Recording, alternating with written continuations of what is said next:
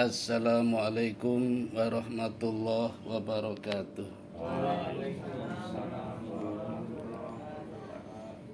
Innal hamdalillah nahmaduhu wa nasta'inuhu wa nastaghfiruhu wa na'udzu billahi min syururi anfusina wa min sayyiati a'malina.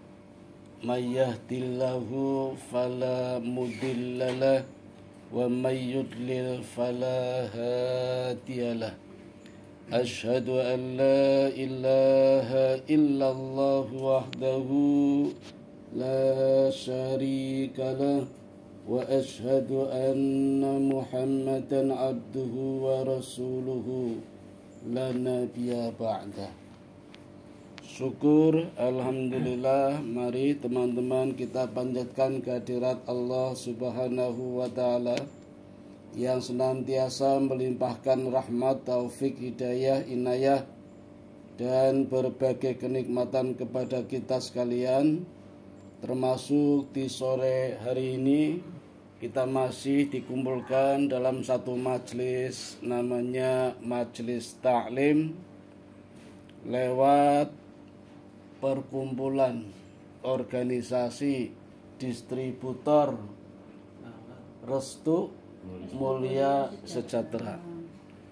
Mudah-mudahan pertemuan kita di sore hari ini mendapatkan anugerah dan karunia dari Allah subhanahu wa ta'ala. Amin ya rabbal alamin. Teman-teman, sore hari ini saya akan menyampaikan sedikit makna yang terkandung di dalam surat Al-Fat, surat yang ke-48, juz yang ke-26. Ada 29 ayat. Saya mulai dari ayat yang ke-17. Karena ayat pertama sampai 16 sudah pernah saya sampaikan, meskipun di tempat yang lain. Saya bacakan dulu ayatnya. A'udzu billahi minasy syaithanir rajim. Bismillahirrahmanirrahim. Laisa 'alal a'ma harajun wala 'alal a'raji harajun wala 'alal maridi haraj. وَمَنْ يُطِعِ اللَّهَ وَرَسُولَهُ يُدْخِلْهُ جَنَّاتٍ تَجْرِي مِنْ تَحْتِهَا الْأَنْهَارُ وَمَنْ يَتَوَلَّى يُعَذِّبْهُ عَذَابًا أَلِيمًا. Artinya, tidak ada dosa atas orang-orang yang buta, atas orang-orang yang pincang, dan atas orang-orang yang sakit apabila tidak ikut berperang. Barang siapa taat kepada Allah dan Rasul-Nya, dia akan memasukkannya ke dalam surga yang mengalir di bawahnya sungai-sungai. Tetapi barang siapa berpaling, dia akan mengazabnya dengan azab yang pedih. Ini terjemahan dari surat Al-Fat ayat ke-17. Diawali dengan kalimat tidak ada dosa atas orang-orang yang buta. Enak nih jadi orang buta ya, nggak punya dosa. Orang yang pincang juga tidak punya dosa. Orang yang sakit juga tidak punya dosa apabila tidak ikut berperang. Jadi dalam kurung ada keterangan apabila tidak ikut berperang. Perang apa yang dimaksud di sini? Di sini ada dua macam perang. Ada perang Hudaybiyah yang tidak jadi hanya menghasilkan persetujuan. Ada 10 poin kesepakatan di Hudaybiyah. Nah, setelah itu ada perintah dari Allah untuk melakukan peperangan, namanya perang Khaybar. Nah, di perang Khaybar ini Rasulullah hanya membawa pasukan 1.400. Sebagaimana Rasulullah mengajak umatnya ketika umroh, tetapi dibatalkan oleh orang Mekah yang menghasilkan perjanjian Hudaybiyah. Cukup sensi, kejadiannya rawan politik ketika itu, dan banyak orang menyoroti Rasulullah dan umatnya kalah karena memang batal umrah.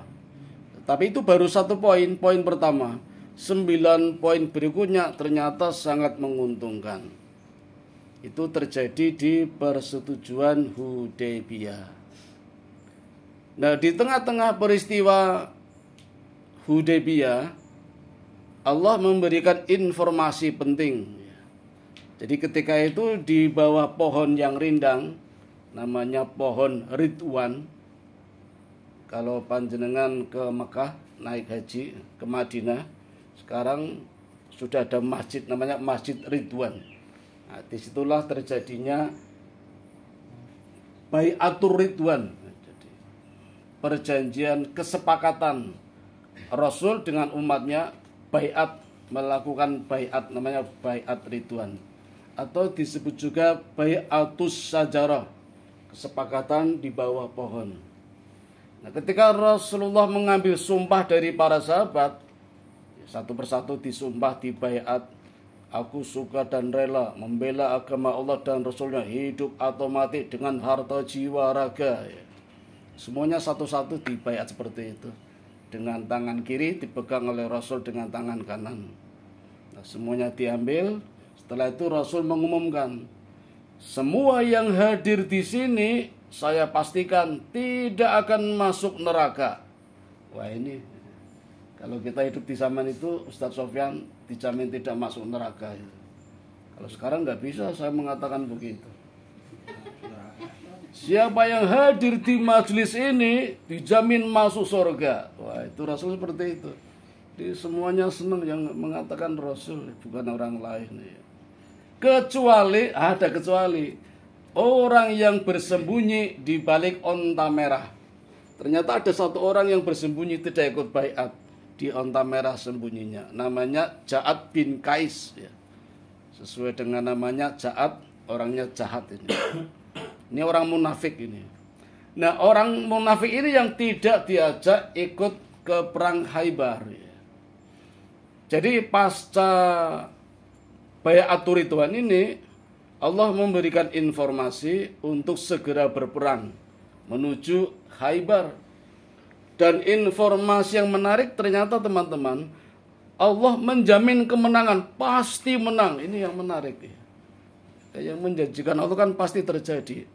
Tidak hanya itu, semua akan mendapatkan harta rampasan perang. Itu yang menarik. Karena Khaybar negara yang kaya raya ketika itu. Makanya ketika kembali ke Madinah, Rasulullah mengajak, ayo berangkat, segera berangkat ke Khaybar. Nah, penduduk yang ada di Madinah itu meri. Sampai memohon kepada Rasulullah, ya Rasulullah, mohonkan aku ampun kepada Allah, karena kemarin aku tidak ikut ke Hudaybiyah. Aku mengurusi istriku, mengurusi anakku, harta bendaku, ternakku, pertanianku. Ya. Tapi kata Allah, Allah tidak menerima taubatnya. Allah tidak menerima alasan seperti itu. Karena sesungguhnya hanya berpura-pura saja. Lidah dan hatinya tidak sama. Karena ketika Rasul hendak berangkat saja menuju Hudaybiyah, orang-orang munafik, terutama Ja'ad ini malah mengatakan, ngapain ya Muhammad? Jadi bilangnya nggak pakai Nabi, nggak pakai Rasul, langsung orangnya, ngapain Muhammad? Sudah tahu Mekah sedang panas-panas begini malah umrah. Malah mereka punya prasangka buruk, jangan-jangan tidak kembali dibantai di sana. Tapi ternyata semuanya selamat, tidak ada yang luka. Karena memang tidak terjadi peperangan, cuma batal umrah saja. Tetapi mendapat informasi baru dan menarik untuk segera berperang ke Khaybar. Nah, orang-orang yang tidak ikut ke Hudaybiyah ingin ikut. Sampai minta kepada Rasulullah, ya Rasul, mohonkanlah ampun untuk kami semua yang kemarin tidak ikut ke Hudaybiyah. Terus Nabi memohon ampunkan kepada Allah dan membolehkan orang-orang yang Madinah ikut, asal tidak akan mendapatkan hasil rampasan perang. Jadi kalau bahasa kita, saya ikut ya Rasul, melu tenan, ya wes melu. Neng gue menang orang itu harta rampasan sidora. Ras itu. Nah, konangan. Ternyata mereka motivasinya hanya mendapatkan harta rampasan perang. Jadi nggak jadi. Memang dasar orang munafik seperti itu. Lidah dan hatinya berbeda itu. Jadi kembali ke Hudaybiyah, sebenarnya yang kemarin boleh tidak ikut berperang itu kalau yang buta, kalau yang pincang atau sedang sakit itu boleh tidak berperang. Nah, mereka yang punya alasan tidak ikut Hudaybiyah itu sehat-sehat semua. Hanya karena disibukkan ngurus istrinya, disibukkan ngurus anaknya, rumahnya, pertaniannya, peternakannya. Nah sekarang dikabarkan akan mendapat harta rampasan perang yang banyak, terus ngeces, ngiler, njaluk melu. Kata Nabi enggak usah. Yang berangkat adalah orang yang kemarin hadir di Hudaybiyah, tidak tambah, tidak kurang. Maka Nabi berangkat dengan 1.400 orang, 1.400 muslim, termasuk para sahabat. Di antaranya juga ada 20 wanita ikut berperang Khaybar. Nah, jadi di sini boleh ya hukum berperang bagi wanita boleh. Sepertinya Nabi melarang, tapi karena memohon akhirnya Nabi membolehkan 20 wanita dari golongan Bani Ghaffar. Dan 20 wanita ini menjadi tenaga medis yang merawat para pejuang ketika terluka, padahal pejuangnya laki-laki. Jadi di sini menjadi hukum kalau perawat wanita boleh merawat laki-laki dan sebaliknya. Kalau ada tenaga perawat laki-laki boleh merawat pasien perempuan.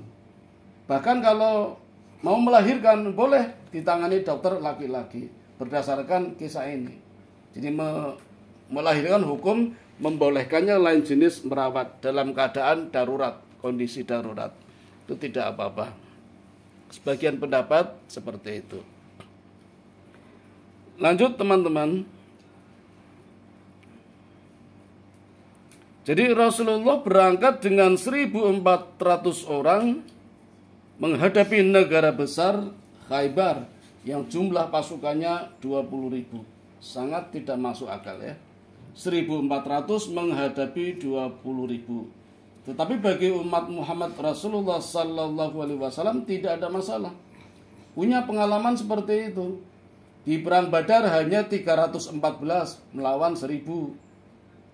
Di perang Uhud 700 melawan 3.000. Di perang Khandaq 3.000 melawan 10.000. Bahkan 3.000 habis tinggal 300 karena banyak orang munafiknya. Itu udah biasa dan selalu menang. Ya. Makanya di sini juga tidak kaget kalau 1.400 menuju Khaybar memerangi orang-orang Yahudi sejumlah 20.000. Dan ini perang yang pertama kalinya menghadapi kekuatan Yahudi. Sebelumnya Rasulullah menghadapi perang suku-suku Quraisy, suku Arab, orang-orang kafir. Nah, karena terikat perjanjian Hudaybiyah, terutama poin 10, perjanjian gencatan senjata berlaku selama 10 tahun. Nah, ini sangat menguntungkan. Sehingga Nabi berdakwah kemanapun, ekspansi ke negara manapun, orang-orang Mekah Quraisy juga bisa mengganggu. Kan terikat perjanjian. Ini yang sangat menguntungkan. Melebarkan sayap, berdakwah, mensiarkan Islam, termasuk dakwah ke negeri Yahudi. Walaupun perang, tapi pertama mesti dakwah, tidak langsung berperang. Rasulullah selalu seperti itu. Ya. Dan ini negara yang sangat kaya. Di zaman itu, Khaybar itu negara yang paling kaya di dunia. Letaknya di daerah Oase. Oase itu celah antara dua gunung. Jadi kalau di tempat kita mungkin Solotigo atau Boyolali yang ada di antara dua gunung, Gunung Merapi, Merbabu. Tapi tentu beda ya, kalau di Boyolali kan ketar-ketir. Nek Merbabu terbakar, Merapi erupsi ya ketar-ketir. Atau Gunung Kembar, SS, Sumbing Sindoro, iya ada celahnya itu. Namanya Oase. Ini sangat subur. Dan disitulah tinggal orang-orang Khaybar. Dulu namanya Hejaz. kemudian berubah nama menjadi Khaybar yang dihuni oleh orang-orang Yahudi. Bagaimana sejarahnya ada orang Yahudi di situ? Mundur dulu ya. Ketika Rasulullah baru saja hijrah dari Mekah ke Madinah, golongan Ansor menyambut baik. Tapi ternyata penduduk Madinah tidak semuanya menerima. Ada orang-orang Yahudi yang tidak suka. Ada dua golongan, dari golongan suku Nadir sama suku Qainuqa. Dan dua suku ini selalu membuat masalah, membuat onar. Bani Nadir misalnya, itu hendak membunuh Nabi dengan cara menjatuhkan batu besar dari atas rumah. Hari itu Nabi hadir mengunjungi pemukiman orang-orang Yahudi hendak membayar utang. Jadi Nabi ternyata juga punya utang kepada orang-orang Yahudi dan mau bayar. Orang kalau sehat akalnya mesti diterima dengan baik, apalagi mau melunasi utang, senang toh. Tapi Bani Nadir ini tidak. Justru merencanakannya hendak membunuh Nabi. Sehingga di belakang rumah orang-orang Bani Nadir bermusyawarah, ini kesempatan terbaik. Tidak ada kesempatan sebaik ini untuk membunuh Muhammad. Maka siapa di antara kalian yang berani menjatuhkan batu besar di atas kepala Muhammad? Informasi ini tentu saja didengar oleh Allah. Dan Allah langsung memerintah Jibril. Jibril langsung memberikan kepada Nabi Muhammad. Maka secepat kilat Nabi Muhammad segera pergi dari tempat itu. Sahabat yang melihat biasa. Karena biasanya Nabi kalau keluar rumah dengan begitu cepat, itu berarti akan ke belakang. Mungkin buang air atau buang angin. Sehingga sahabat diam saja. Toh nanti kembali lagi. Tapi ternyata ditunggu lama nggak datang-datang.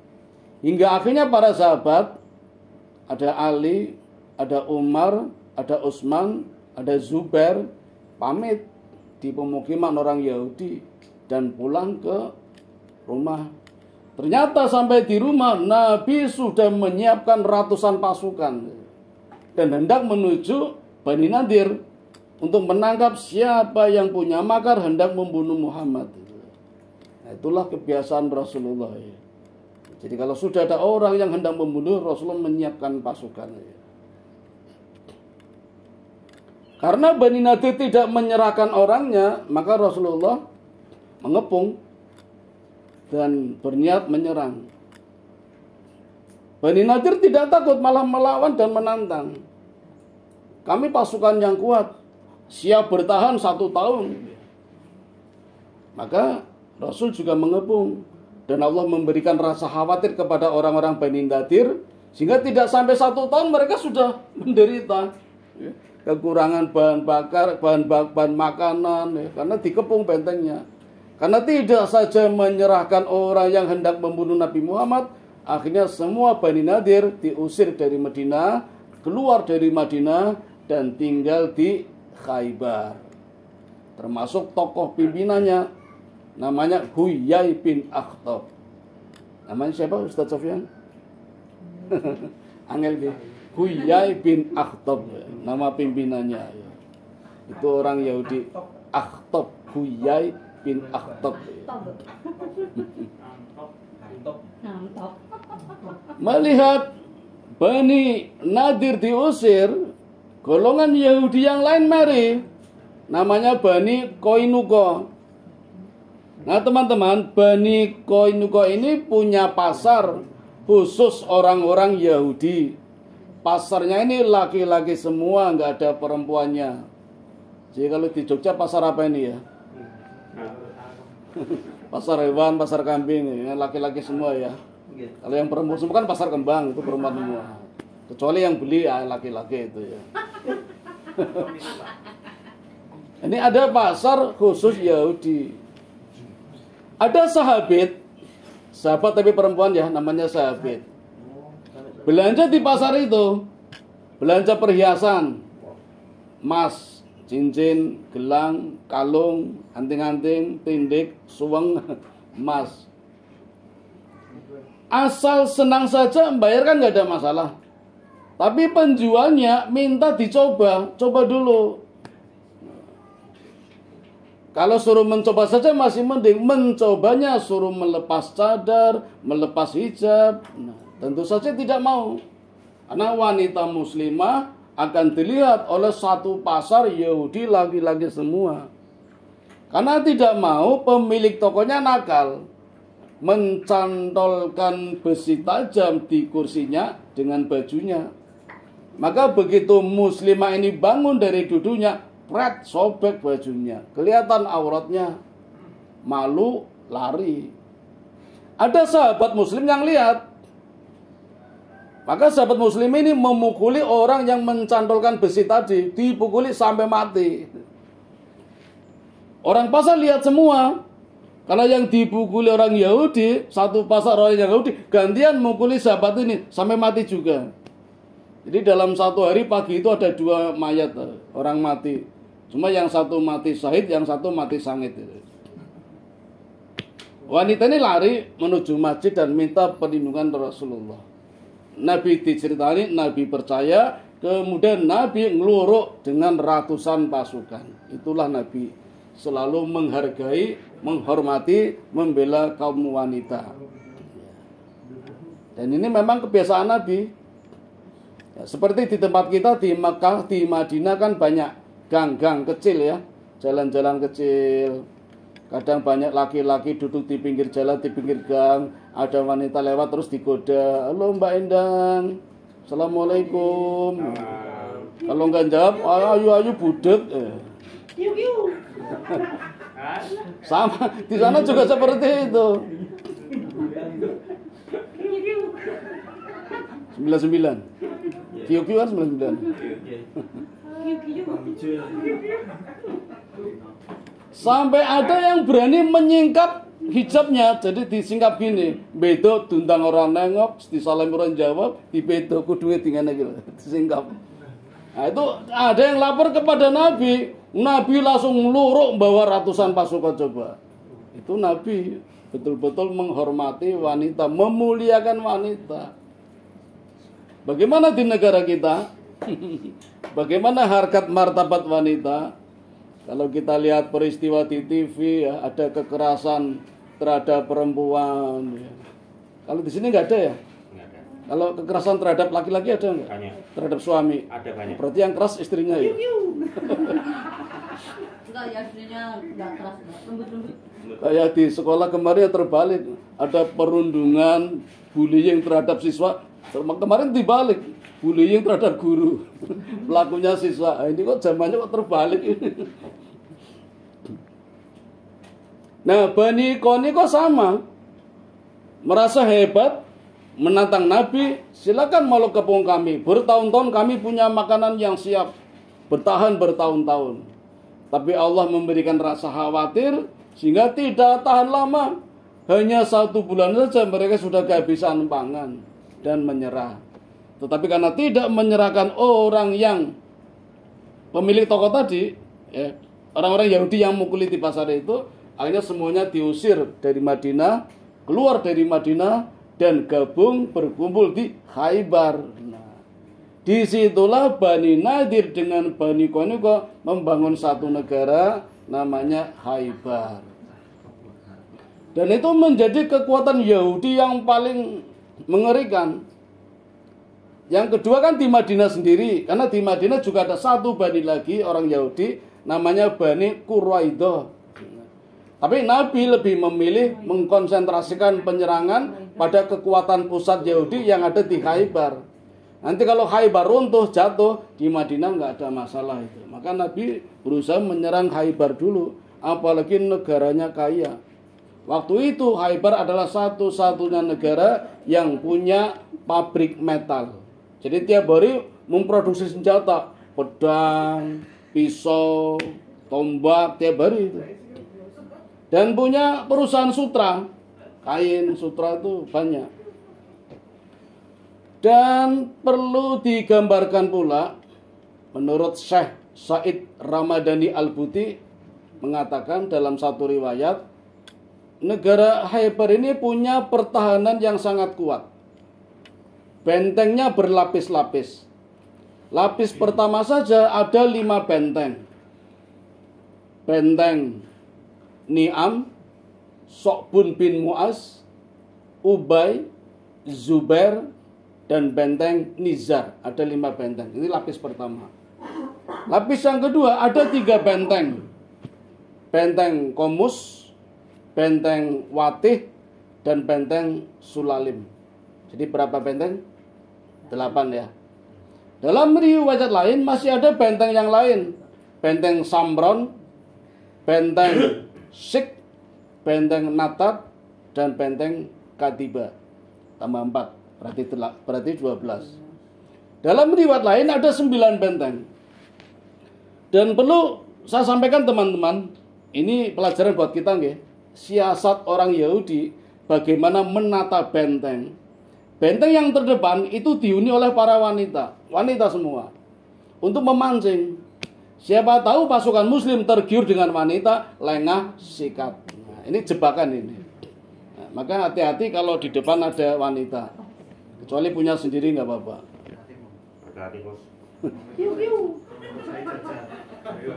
Benteng yang kedua diisi anak-anak semua. Siapa tahu kalau diserbu ternyata anak-anak, oh kasihan. Lalu sikat dari belakang.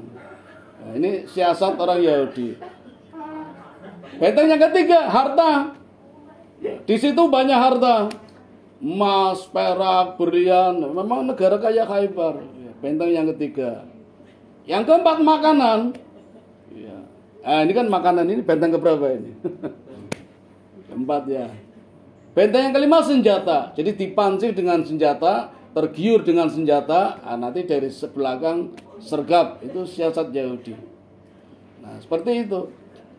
Tapi Nabi tidak ambil pusing. Allah memberikan informasi lewat Allah, lewat juga penduduk Khaybar, penduduk Yahudi, tapi taat kepada Rasul. Jadi aneh nih, masih Yahudi belum Muslim, tapi rela memberikan informasi kalau benteng ini isinya ini, benteng ini isinya ini.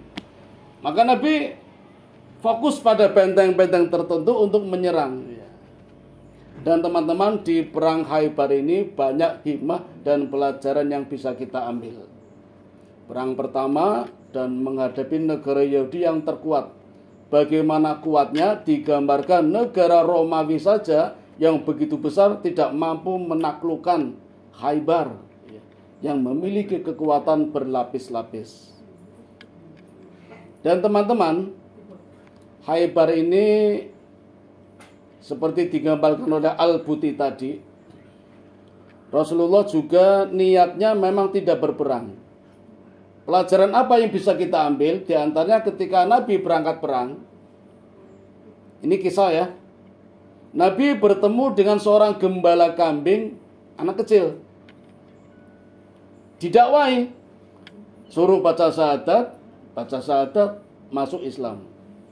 Ini sepintas kan tidak ada hubungannya nggih. Wong mau perang neng dalan ketemu gembala terus didakwai masuk Islam. Seolah-olah nggak ada hubungannya dengan perang. Tapi ini pelajaran buat kita. Dimanapun kita berada, kapan saja, dalam urusan apa saja, tetap harus berdakwah. Misal Ustadz Sofyan dapat tugas ke Semarang, misalnya membetulkan alat kesehatan apa. Pas leren angkringan yang Semarang, dakwah, tetap harus ada dakwah. Tidak cuma tulan-tulan saja atau tugas. Nabi juga seperti itu. Nah, kembali ke kisah tadi. Setelah gembala ini masuk Islam, anak ini cerita, ya Rasulullah, saya mengembalakan kambing-kambing orang Yahudi. Jumlahnya ribuan. Bagaimana saya bisa mengembalikannya? Kata Nabi, wahai anakku, tepuk sebelah kanan pipi kambingnya. Maka nanti kambing akan kembali sendiri ke rumahnya masing-masing punya majikannya. Mau dicoba? Yo enggak kambing, mungkin kucing. Kucingnya siapa ya? Ayamnya siapa ini? Plek, nanti kembali ke rumahnya. Itu di zaman Nabi, enggak tahu kalau sekarang, coba aja. Apa? Pak Swan mau coba? Yang pipi kanan plek, nanti kembali ke rumahnya masing-masing.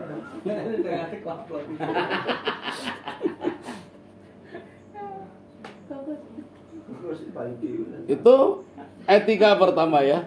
Di mana saja Nabi berperang selalu dakwah. Satu. Yang kedua, ini menarik teman-teman.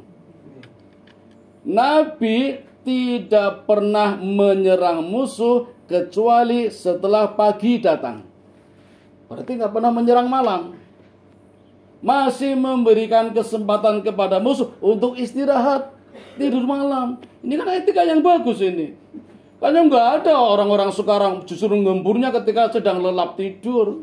Aneh ngono gampang iso ngalahke musuh. Nek mung golek menang gampang. Nabi nggak mau. Berarti kan Nabi gentle. Adu arep bener-bener melek, podo-podo sehat. Orang nyerang ketika tidur, apa lagi turut diserang.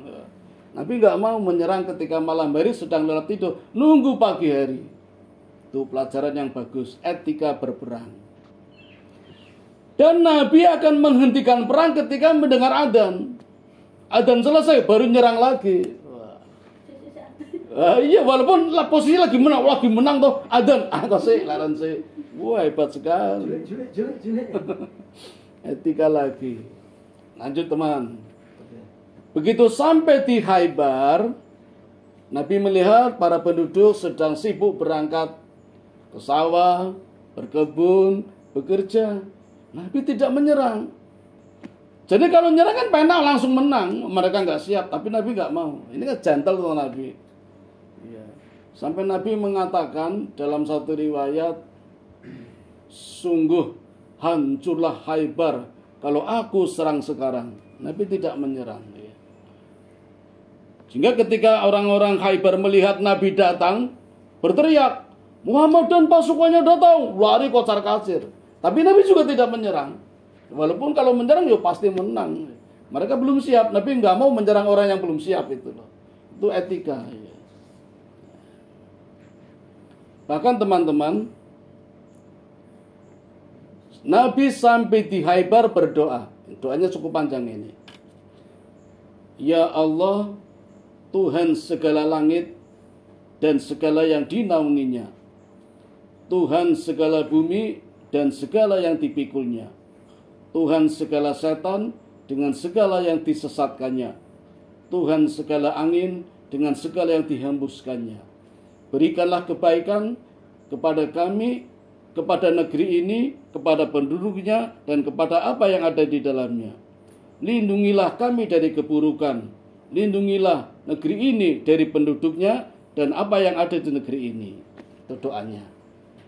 Ini biasanya dibaca oleh orang-orang yang piknik, studi tour, wisata. Jadi kalau teman-teman wisata ke Bali, turun dari kapal, doanya seperti ini. Karena mendatangi wilayah baru. Seperti saya kan Giwang, kan daerah baru, saya baca doa dulu ini. Saya tahu ada godaan dari kanan kiri. Ada kebaikan, ada keburukan. Itu doanya Nabi. Nah, sebelum berperang, Nabi menawarkan bendera panji kemenangan. Karena di zaman itu tanda kemenangan adalah bendera. Ketika bendera jatuh, maka tanda kalah. Maka bendera jangan sampai jatuh.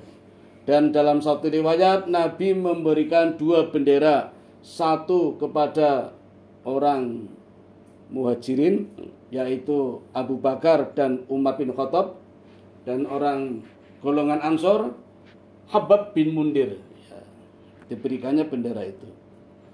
Dalam riwayat lain, ketika Nabi menawarkan bendera, orang-orang berebut. Karena ini kehormatan. Sampai Umar mengatakan, ya Rasulullah, selama ini aku tidak pernah minta. Aku tidak pernah berambisi. Tapi kali ini ya Rasul, aku yang megang bendera. Umar sampai minta seperti itu. Tapi Nabi mengatakan, mana Ali? Ali kok tidak ada? Ali sakit ya Rasulullah. Panggil. Ali lagi sakit dipanggil. Dan justru benderanya diberikan kepada Ali. Nabi menyembuhkan penyakitnya. Luar biasa, Allah berikan mukjizat. Nabi memberikannya kepada Ali. Ali sembuh, padahal lagi sakit mata itu. Dan cara menyembuhkannya luar biasa. Mau ditiru? Nabi cukup menyembuhkannya dengan membaca bismillah dengan ludahnya, sembuh matanya. Mau dicoba?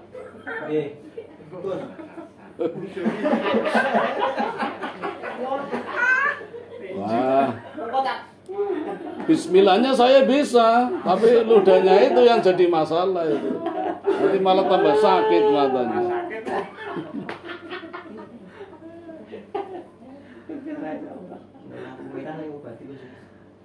Nah, esok harinya mulailah berperang. Tapi sebelum berperang seperti biasa, Nabi berdakwah dulu, tidak langsung perang, menawarkan membaca syahadat masuk Islam. Tapi apa yang terjadi? Ternyata tawaran masuk Islam tidak membuat pasukan Khaybar bergeming, justru menantangnya.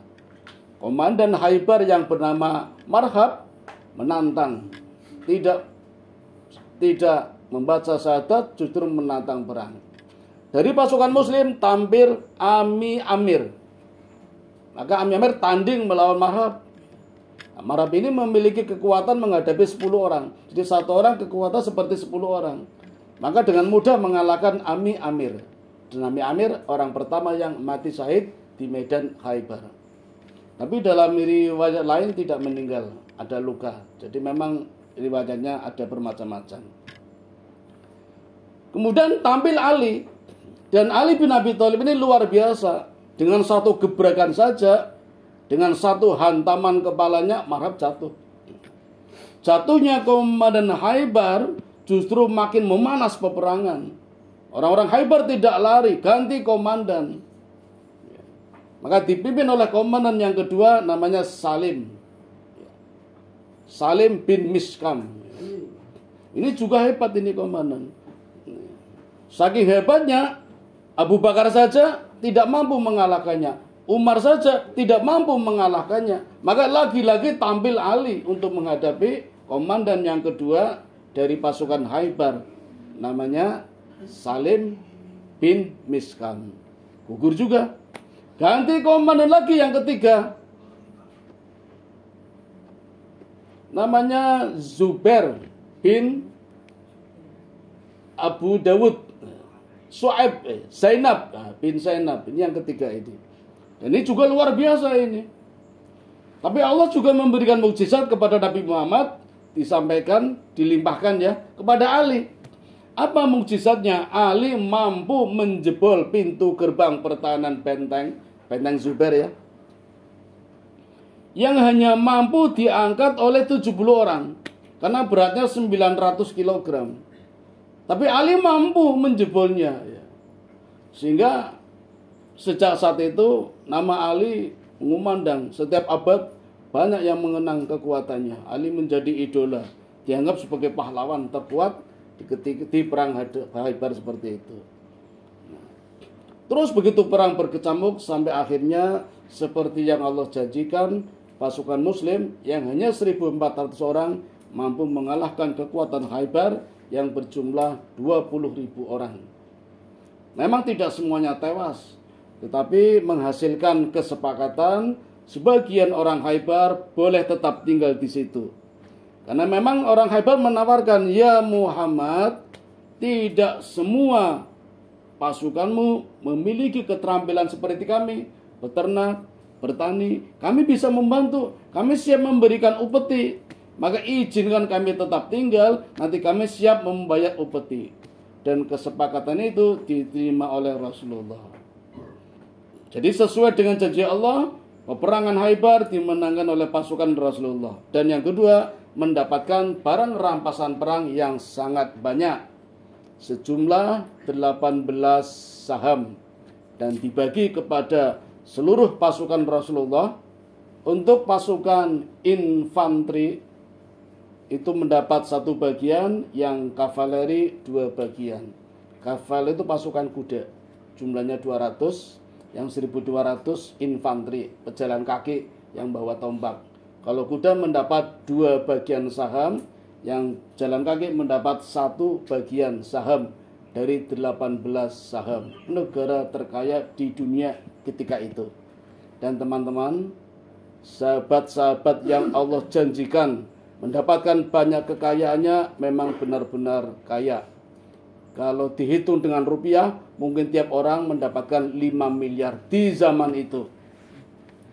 Ustadz saya, Nasrullah kemarin cerita ketika naik haji di salah satu bank di Mekah masih ada rekening bernama Utsman bin Affan, sahabat Nabi.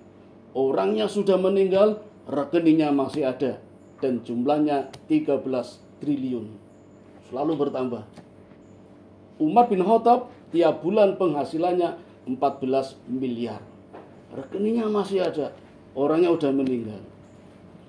Di Giwangan ada orang masih hidup, rekeningnya habis. Nol. Nggak ada.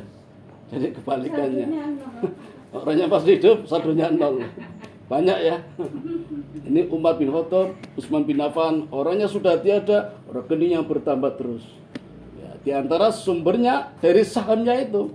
Saham ketika memenangkan peperangan Khaybar yang sudah dijanjikan oleh Allah.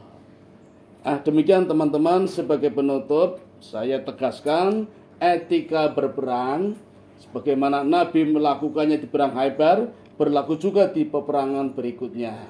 Seperti itu tadi saya tambahi, tidak boleh menyerang wanita. Nabi juga melakukannya. Artinya ketika perang memang harus melindungi wanita sebagai tenaga medis. Tidak boleh membakar pohon, tidak boleh membunuh binatang. Ketika musuh sudah menyerah, tidak boleh dibunuh. Jadi kalau sudah menyerah, angkat bendera putih, tidak boleh dibunuh. Tapi kalau kita lihat di TV-TV, udah nyerah malah dibunuh. Kalau sudah terbunuh, tidak boleh dimutilasi. Yang ada di TV, udah terbunuh, dimutilasi, dipotong-potong. Apalagi orang-orang Yahudi, Israel, bagaimana menghukum orang Palestina, sudah dijajar-jajar berdiri di tembok, ditusuk dari belakang, potong kepalanya, diiris telinganya. Naudzubillah min dzalik. Orang-orang Yahudi. Dari dulu seperti itu. Maka ketika Nabi mengalahkan Yahudi, Yahudi takut. Jangan-jangan Nabi juga seperti Romawi yang membantu Yahudi seperti itu. Ternyata tidak. Nah, begitu simpatiknya kepada Nabi, sebagian ada yang masuk Islam. Termasuk di pasukan Nabi juga ada 10 orang Yahudi, tapi sudah masuk Islam. Begitu teman-teman, ringkas cerita dari kisah perang Khaybar yang syarat dengan etika perang. Mudah-mudahan ada manfaatnya bagi kita semua. Amin ya robbal alamin. Saya kembalikan kepada pembawa acara. Assalamualaikum warahmatullahi wabarakatuh.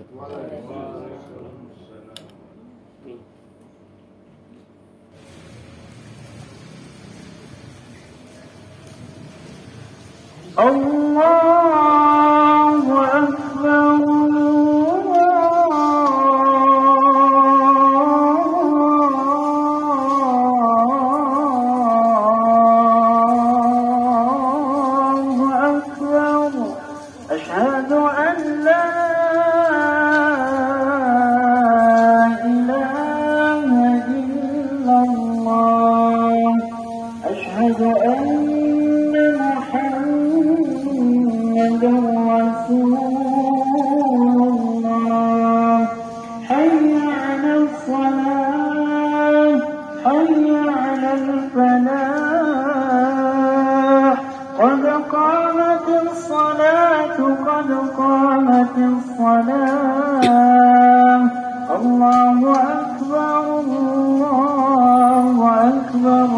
La ilaha illallah.